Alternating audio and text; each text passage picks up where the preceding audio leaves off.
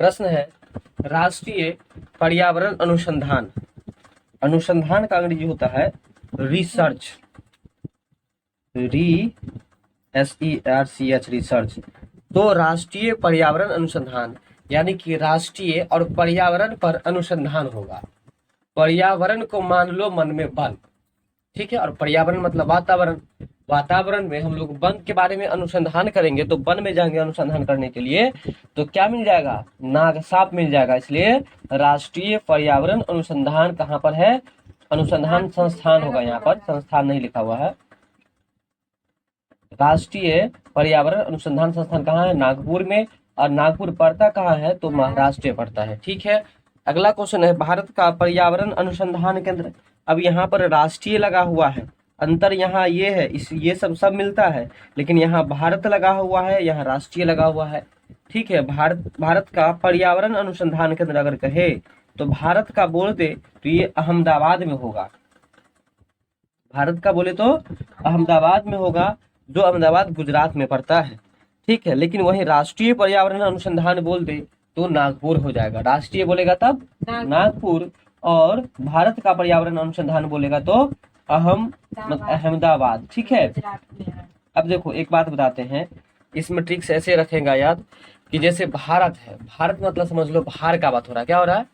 मान के चलो कि कोई आदमी है, 3 आदमी मिलके कोई काम कर रहा है, लेकिन 3 आदमी मिल करके काम तो कर रहा है, लेकिन उसमें कोई एक ऐसा आदमी है जिसको किसी काम का भार सबसे ज्यादा है। तो जिसका भार सबसे ज्यादा, उसका ही अहम भूमिका भी होगा ना सबसे ज्यादा। तो इसलिए भार वाला बात बोल दे तो अहम भूमिका याद रखना, यानी कि भारत का पर्यावरण अनुसंधान कहेगा तो अहमदाबाद मतलब अहम भूमिका उसका रहेगा, इसलिए अहमदाबाद जो कि गुजरात में है। और राष्ट्रीय पर्यावरण अनुसंधान संस्थान कहेगा तो नागपुर जो महाराष्ट्र में है। एक बार फिर से, राष्ट्रीय पर्यावरण अनुसंधान संस्थान कहेगा तो नागपुर महाराष्ट्र में, और भारत का पर्यावरण अनुसंधान संस्थान कहेगा तो अहमदाबाद गुजरात में। क्लियर हो गया? चलो आगे है भारतीय वन सर्वेक्षण का मुख्यालय। भारतीय वन सर्वेक्षण, देखो वन में जाके हम लोगों को क्या करना है? सर्वे करना है। क्या करना है? सर्वे करना है, मतलब सर्वे मतलब होता है सर्वेक्षण करना। भारतीय वन सर्वेक्षण, वन में जाके अगर हम किसी चीज का सर्वेक्षण करेंगे, सर्वेक्षण मतलब उसका निरीक्षण करेंगे, देखभाल करेंगे, तो वन में जा रहे हैं। कहाँ जा रहे हैं? वन में। तो देहात में चोट भी लग सकता है कि नहीं? कह कि वन मतलब लकड़ी होता है ना, तो लकड़ी होता है तो लकड़ी के लिए फंस जाएगा कपड़ा वपड़ा, इसलिए देहात खोल करके हम लोग जाएंगे। बात समझ में आ रहा है? इसलिए देहरादून। ठीक है, अब आगे चलो, भारतीय वन सर्वेक्षण का मुख्यालय कहाँ पर है? तो देहरादून में है। ठीक है, अब देखो सर्वेक्षण करेंगे तो कपड़ा वपड़ा खोल के करेंगे, देह खोल के करेंगे। बात समझ में आ गया? ये याद रखना। ठीक है, लेकिन भारत का अगर पर्यावरण अनुसंधान केंद्र बोल देगा तब क्या होगा? भारत अहमदाबाद। अगर राष्ट्रीय पर्यावरण अनुसंधान संस्थान कहेगा तो नागपुर महाराष्ट्र में। अब चलो, बायोटेक्नोलॉजी जो है, बायोटेक्नोलॉजी जिसको हम हिंदी में कह सकते हैं जैव प्रौद्योगिकी। क्या कहेंगे? जैव प्रौद्योगिकी पार्क। ये जैव प्रौद्योगिकी पार्क जो है, यानी कि बायोटेक्नोलॉजी पार्क जो है, वो कहाँ है? लखनऊ में। और ये लखनऊ किसकी राजधानी है? उत्तर प्रदेश, यूपी की राजधानी है ये। बात समझ में आ रहा है? तो यूपी की राजधानी है लखनऊ। बायोटेक्नोलॉजी पार्क कहाँ पर है? लखनऊ में है। और जो किसकी राजधानी है? यूपी की राजधानी है। बायोटेक्नोलॉजी पार्क कहाँ पर है? लखनऊ में, जो यूपी की राजधानी है। बात समझ में आ रहा है कुछ? बायोटेक्नोलॉजी, देखो बायोलॉजी से अगर कोई टेक्नोलॉजी वाला पढ़ाई करेगा, ठीक है, तो उसको कम से कम कितना रुपया लगेगा? लाख रुपया। इसलिए वायु मतलब बायोलॉजी से अगर टेक्नोलॉजी वाला पढ़ाई करेगा तो उसको लाख रुपया लगेगा। इसलिए बायोटेक्नोलॉजी पार्क कहाँ पर है? लखनऊ में। अब चलो, अब है इंदिरा गांधी वानिकी। देखो इंदिरा गांधी वानिकी लगा हुआ है। जब कुछ भी समझ में नहीं आए तो वानिकी वाला में मतलब वन वाला में आराम से मार देना देहरादून। ठीक है, वैसे देहरादून वन वाला में सर्वेक्षण वाला में होगा। जब वन का सर्वेक्षण करेंगे तो देहात खोल के, इसलिए देहरादून। और इंदिरा गांधी वानिकी बोल रहा है, इंदिरा गांधी वानिकी अकादमी बोल रहा है। ठीक है, इंदिरा गांधी वानिकी अकादमी बोल रहा है, एकेडमी है ना। ACADMY एकेडमी, इंदिरा गांधी वानिकी एकेडमी यानी कि अकादमी कहाँ पर है? तो देहरादून में है। और देहरादून किसकी राजधानी है? उत्तराखंड। उत्तराखंड की राजधानी है देहरादून। तो एक बार फिर से इसको देखेंगे, इंदिरा गांधी वानिकी अकादमी कहाँ है? देहरादून है। ठीक है, देखो इंदिरा गांधी जो कि मर गई है, इंदिरा गांधी मर गई, वो मर गई तो मर गई कैसे? वानिकी मतलब वन में जाके मर गई, है कि नहीं? वन में जाके मर गई, कैसे मर गई? तो वन में हम ठीक बताए थे कि वन में जाएंगे सर्वेक्षण करने के लिए तो देह हाथ खोल के जाएंगे ना। हो सकता है वन में उसको क्या हुआ होगा कि कहीं चोट उट लग गया होगा देह में, इसलिए जो है सो वो मर गई। इसलिए याद रखो, इंदिरा गांधी वानिकी अकादमी जो है वो कहाँ पर है? देहरादून में। है कि नहीं? अकादमी जो है यानी कि एकेडमी जो है वो देहरादून में है। फिर अगला है वो ग्लोबल वार्मिंग के बारे में। ठीक है, ग्लोबल वार्मिंग को हम लोग हिंदी में क्या कहते हैं? भौगोलिक ताप। ठीक है, भौगोलिक ताप या भूताप भी हम लोग कह सकते हैं। तो ग्लोबल वार्मिंग के वृद्धि से विश्व में क्या दुष्परिणाम हुआ है? अगर ग्लोबल वार्मिंग होगा मतलब विश्व में ताप बढ़ेगा। क्या बढ़ेगा? ताप बढ़ेगा। तो करा विश्व में इसका क्या दुष्परिणाम? दुष्परिणाम मतलब प्रभाव। खराब परिणाम। दुष्परिणाम मतलब खराब परिणाम होगा। क्या होगा? तो वर्षा की कमी होगी, वर्षा की सुखाड़ कमी होगी, पड़ेगा। जलवायु में परिवर्तन हो जाएगा और सूखा पड़ेगा, अकाल पड़ेगा और बाढ़ आएगा। तो बताओ, गर्मी जब बढ़ेगा तो सीधी सी बात है गर्मी बढ़ेगा। क्यों बढ़ेगा? क्योंकि वर्षा नहीं होगा। देखो कॉन्सेप्ट पर याद करो, गर्मी कब बढ़ेगा? जब वर्षा नहीं होगा, और जब वर्षा नहीं होगा तो अकाल पड़ेगा, अकाल पड़ेगा मतलब सूखा पड़ेगा। क्लियर? और कभी कभी ऐसा भी होता है कि जलवायु में परिवर्तन हो जाएगा, और जब जलवायु में परिवर्तन बढ़ जाएगा तो बाढ़ आ जाएगा। वर्षा अधिक, अच्छा बाढ़ आ जाएगा। ठीक है, बाढ़ आ जाएगा। ठीक है, लेकिन एक तो ये सही है कि जब ग्लोबल वार्मिंग होगा यानी कि वैश्विक तापमान बढ़ेगा, इस ग्लोबल वार्मिंग को हम लोग वैश्विक ताप कह सकते हैं। तापमान। तो ग्लोबल वार्मिंग की वृद्धि से विश्व में क्या क्या दुष्परिणाम होता है, क्या क्या खतरा बढ़ता है? तो वर्षा की कमी होती है। क्या होती है? वर्षा की कमी होती है। इसको हम लोग कॉन्सेप्ट से याद रखेंगे। जब वर्षा की कमी होगी तो अकाल पड़ेगा, सूखा पड़ेगा, तापमान में वृद्धि होगी और बाढ़ आएगी और जलवायु में परिवर्तन हो जाएगा। ठीक है, तो ये था तुमको ग्लोबल वार्मिंग का प्रभाव। अब आगे जो हम पढ़ने जा रहे हैं ये है भारत में पर्यावरण संरक्षण। वरण। याद आया कुछ? वरण तो 86। छीछी कहेगा ना, इसलिए 1986 में पारित हुआ था। ये रिपीटेशन हो रहा है। अब है ई ए से क्या तात्पर्य है? ई ए से तात्पर्य क्या है? तो नेशनल एनवायरनमेंट अथॉरिटी। हाँ, EBS ना बहुत कुछ है। ई का मतलब फिलहाल इसको हम छोड़ करके चलेंगे, इसमें कुछ डाउट आ गया है। चलो अब हम बात करते हैं BCG के बारे में। और BCG जो एक वैक्सीन का नाम है, एक टीका का नाम है। और ये टीका जो है सो किस बीमारी की रोकथाम के लिए लगाया जाता है? तो ट्यूबरकुलोसिस के यानी कि टीबी बीमारी को रोकथाम के लिए टीका लगाया जाता है BCG। इसका फुल फॉर्म जो होता है, अब हम बोले थे कि जितना भी शॉर्ट फॉर्म है उसको कैसे पढ़ना है? उंगली पर। तो पढ़ो BCG। अब बोले से बोलो B for bacillus, B for bacillus, C for Calmette, C for Calmette, G for Guérin, G for Guérin. ठीक है, तो बैसिलस बोलो, bacillus Calmette Guérin, bacillus Calmette Guérin. बोलो फिर से, बैसिलस कालमेट ग्यूरिन। फिर से बोलो, बैसिलस कालमेट और ग्यूरिन। बताओ BCG का फुल फॉर्म। बैसिलस, C से कालमेट, G से ग्यूरिन। ठीक है, तो ये तुमको हो गया BCG का फुल फॉर्म, जो कि BCG क्या है? एक वैक्सीन है, टीका है, जो कि किस बीमारी को रोकथाम के लिए? ट्यूबरकुलोसिस के लिए यानी कि टीबी के लिए। अब चलो ATM का फुल फॉर्म क्या होता है? ATM का फुल फॉर्म होता है ऑटोमेटेड टेलर मशीन। ठीक है, अगर वो नहीं हो तो ऑप्शन में ऑटोमेटिक टेलर मशीन भी हो सकता है। ठीक है ना, तो ये भी याद रखना। उससे इसका शुद्ध जो होता है वो ऑटोमेटेड टेलर मशीन होता है। ठीक है, अब EBS का फुल फॉर्म क्या होता है? EBS का फुल फॉर्म होता है एनवायरमेंटल स्टडीज। क्या होता है? Environmental studies. और इसका हिंदी क्या होता है? पर्यावरण अध्ययन। क्या होता है? पर्यावरण अध्ययन। ईवीएस का फुल फॉर्म क्या होता है? Environmental studies. और इसका हिंदी क्या होता है? पर्यावरण अध्ययन। बात समझ में आया कि नहीं आया? करना जरा चलो अब हम आगे चलते हैं हरे पौधे के बारे में। किसके बारे में? अब एक चीज पहले तुम बता दो कि उत्पादक किसे कहा जाता है? जो घास पौधा सबको खाता है। लेकिन उत्पादक का परिभाषा ये हो गया, उत्पादक कहा किसको जाता है? घास कौन खाता है? घास खाता है। पेड़ पौधा को कहा जाता है उत्पादक, पेड़ पौधा घास खाता है। उत्पादक कहा जाता है पेड़ पौधा को। किसको कहा जाता है? पेड़ पौधा को उत्पादक कहा जाता है। जो साग सब्जी खाता है उसको प्राथमिक उपभोक्ता कहा जाता है। ठीक है, चलो सभी हरे पौधे स्वपोषी कहलाते हैं। अब देखो हरे पौधे में क्या है कि वह अपना भोजन प्रकाश संश्लेषण, कार्बन डाइऑक्साइड, जल और क्लोरोफिल की मदद से स्वयं बना लेता है। क्या करता है? क्या बोले हैं? पौधा जो है सूर्य प्रकाश, जल, कार्बन डाइऑक्साइड गैस और क्लोरोफिल के माध्यम से अपना भोजन स्वयं बना लेता है और साथ में दूसरे जीवों के लिए भी भोजन का उत्पादन करता है। तो इसलिए हम हरे पौधे को स्वपोषी कहते हैं। क्या कहते हैं?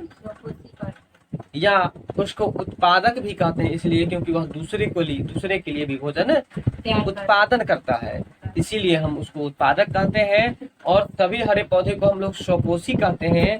महत्वपूर्ण बात ये याद रखना है। और स्वपोषी क्यों कहा जाता है ये भी समझ में आ गया होगा, क्योंकि वह अपना भोजन स्वयं बना लेता है। वह अपना भोजन स्वयं बना लेता है, इसलिए हरे पौधे को हम लोग स्वपोषी कहते हैं। ठीक है, वहीं पर ऐसा जीव जो अपना भोजन स्वयं नहीं बना करके दूसरे जीवों पर आधारित होकर के करता है या निर्भर होकर के करता है, उसे हम लोग परपोषी कहते हैं। उसे क्या कहते हैं? परपोषी कहते हैं, या उसे हम विषमपोषी भी कहते हैं। अब आगे चलो, अब आ गया लिखा है कि सभी हरे पौधे स्वपोषी कहलाते हैं। क्यों? क्योंकि ये पर्यावरण के अकार्बनिक पदार्थ से, तो बताओ कि अकार्बनिक पदार्थ के अंतर्गत क्या सब आता है? वायु। अकार्बनिक पदार्थ के अंतर्गत आता है कार्बन डाइऑक्साइड। क्या आता है? कार्बन डाइऑक्साइड आता है। जल सब भी आता है। चलो, तो जल आता है, वायु आता है। तो वही कह रहा है कि ये पर्यावरण के अकार्बनिक पदार्थ से अपना भोजन स्वयं बना लेता है। स्वयं से हो गया स्वपोषी, इसलिए स्वपोषी किसको कहा जाता है? पौधा को, हरे पौधे को। अब चलो, पौधे में स्वयं भोजन बनाने की इस प्रक्रिया को हम लोग क्या कहते हैं? प्रकाश संश्लेषण कहते हैं। ये बात पहले भी पढ़ा दिए थे कि पौधा जो सूर्य प्रकाश, जल और क्लोरोफिल तथा कार्बन डाइऑक्साइड के माध्यम से भोजन बनाते हैं। इस भोजन बनाने की इस प्रक्रिया को हम लोग प्रकाश संश्लेषण कहते हैं। ये हम पीछे की वीडियो में भी डाल चुके हैं और उसको अंग्रेजी में हम लोग फोटोसिंथेसिस भी कहते हैं। क्या कहते हैं? फोटोसिंथेसिस। ठीक है, अब चलो पौधों की पत्तियां के बारे में बात करते हैं। देखो पौधों की जो पत्ती होती है वो कैसा होता है? हरा होता है।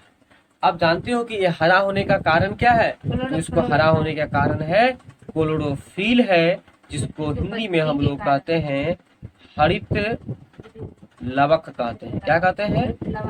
हरित लवक कहते हैं। बात समझ में आ रहा है? तो क्लोरोफिल, ये पौधों की पत्ती का रंग हरा क्यों होता है? क्लोरोफिल की उपस्थिति के कारण। उसी को हम लोग हरित लवक भी कहते हैं। अब अगले क्वेश्चन पर हम लोग चलेंगे। जैसा कि हम देख पा रहे हैं, अगला क्वेश्चन है,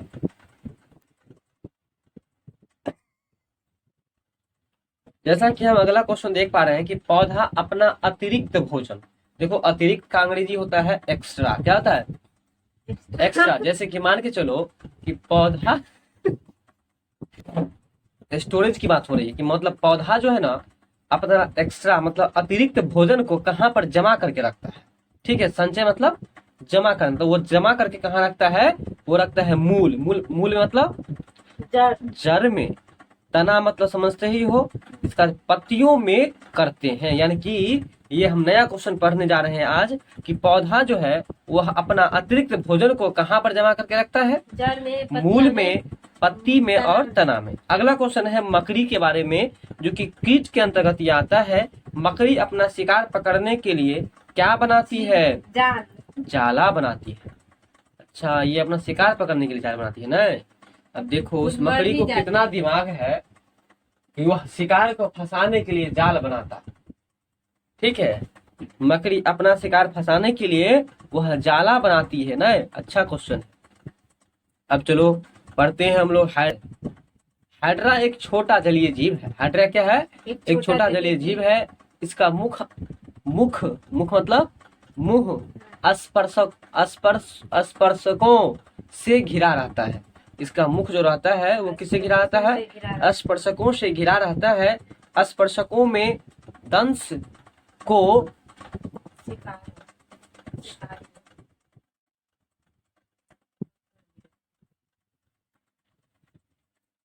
इसमें हम कुछ बात को ही याद रखेंगे, कुछ अशुद्धियां नजर आ रही है। जैसे कि हाइड्रा एक छोटा जलीय जीव है, इसको हम लोग याद रख लेंगे कि हाइड्रा क्या है? एक छोटा जलीय जीव है और इसका मुख स्पर्शकों से घिरा रहता है। ये भी याद रखेंगे, इसका जो मुख होता है वह स्पर्शकों लिखा हुआ है। जब बोलते हैं तो थोड़ा सुना करो बढ़िया से। स्पर्शकों से घिरा रहता है और स्पर्शकों में दंश को शिकार होती है। दंश को, ये थोड़ा अशुद्ध है, ये अशुद्ध लिखा हुआ है, इस लाइन को हम लोग छोड़ देंगे। जिसके द्वारा यह अपना शिकार को बेहोश करता है और मारकर अपने मुख में डालता है। ठीक है, तो इसमें दो ही बातें याद रखेंगे कि हाइड्रा क्या है? एक छोटा जलीय जीव है और इसका मुख जो है वो किससे घिरा रहता है? तो स्पर्शकों से घिरा रहता है। आगे पढ़ेंगे हम लोग अमीबा के बारे में। अमीबा जो है वह एक कोशिकीय जीव के अंतर्गत आता है, जिसमें भोजन जो करने की प्रक्रिया होती है, इस प्रक्रिया को हम लोग कहते हैं कूटपाद। क्या कहते हैं? अमीबा जो है, अमीबा जो अपना भोजन करता है, भोजन करने की इस प्रक्रिया को क्या कहते हैं?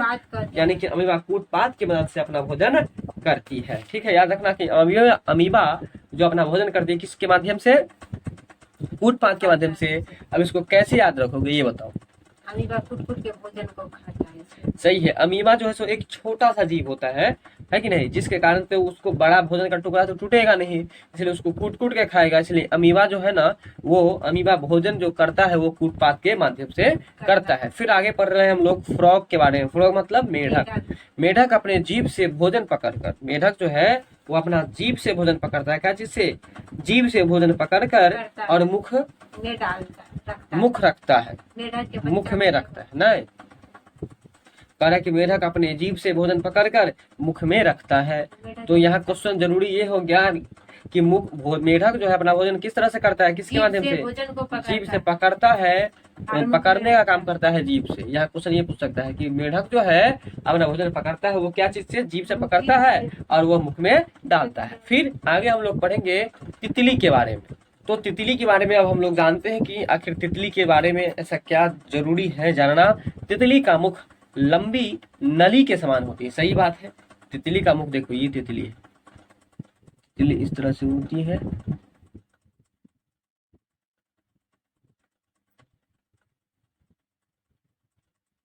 और इस पर इस तरह का ये होता है ना, मतलब तो एक नली टाइप पर है ना ये बना हुआ।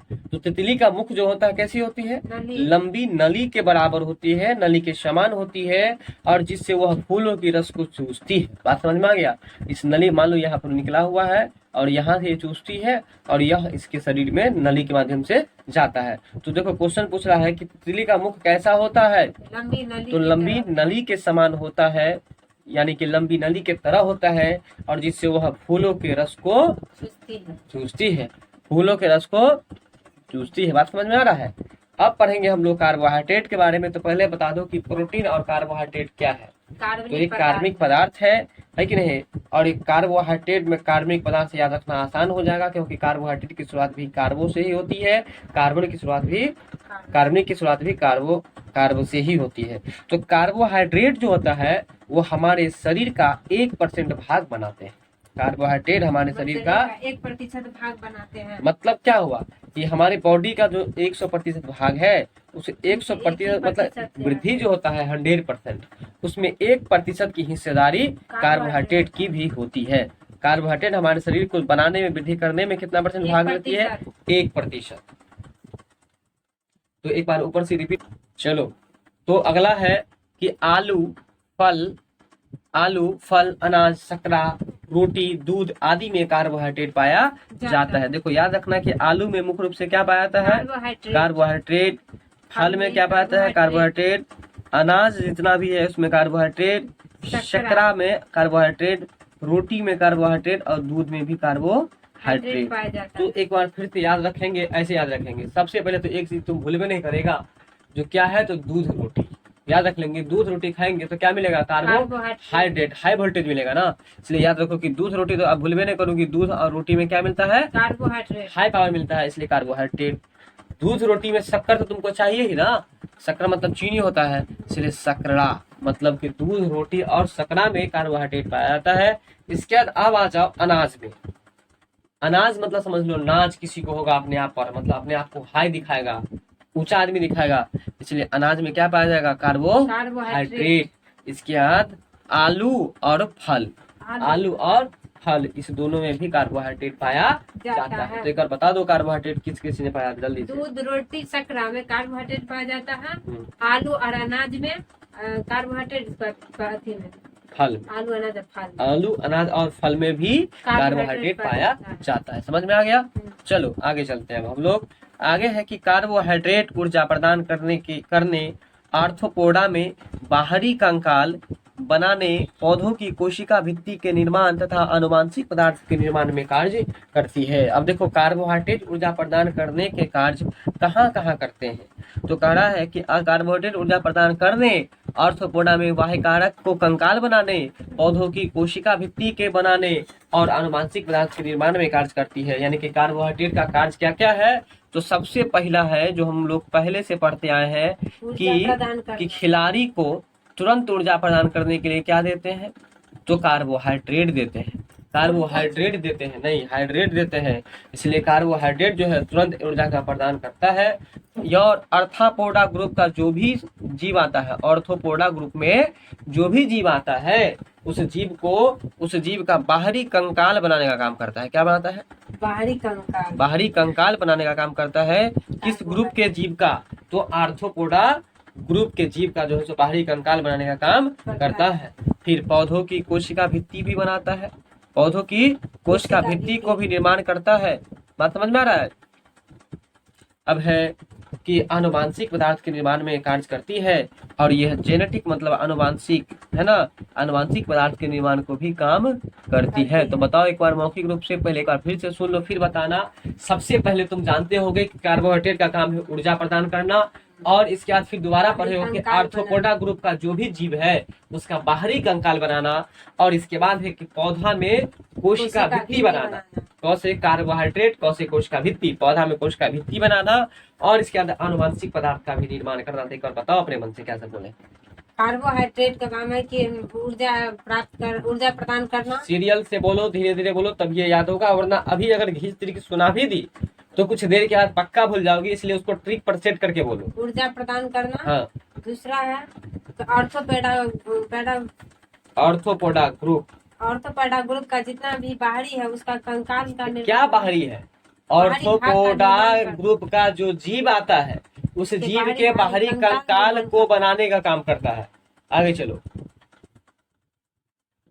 अब हम लोग इस टॉपिक का लास्ट कंटेंट पर, और इस टॉपिक का जो लास्ट कंटेंट है संकटग्रस्त प्रजाति के बारे में। किसके बारे में, संकटग्रस्त, जो संकट में पड़ा हुआ है ना, तो जिसकी संख्या घट रही है उस जाति को हम लोग संकटग्रस्त जाति कहेंगे। संकटग्रस्त जाति को सूचीबद्ध करने के लिए, क्या करने के लिए, सूचीबद्ध करने के लिए, है कि नहीं, सूचीबद्ध करने के लिए हम लोग एक बुक में उसे सुरक्षित करके रखते हैं, और उस बुक का क्या नाम है, रेड डाटा बुक। क्या नाम है, रेड डाटा बुक नाम है।